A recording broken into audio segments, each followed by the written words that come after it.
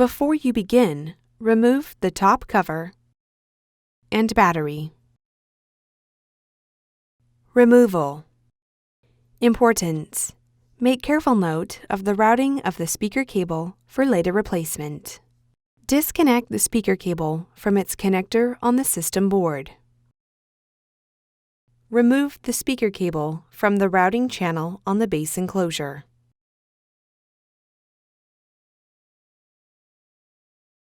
Remove the 4.5mm P1 Phillips-head screw that secures the right speaker to the base enclosure.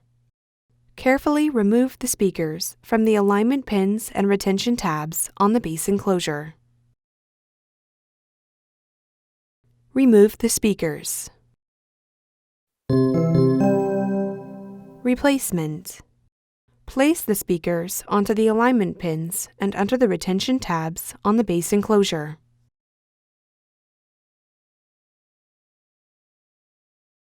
Replace the 4.5mm P1 Phillips-head screw that secures the right speaker to the base enclosure. Guide the speaker cable through the routing channel on the base enclosure.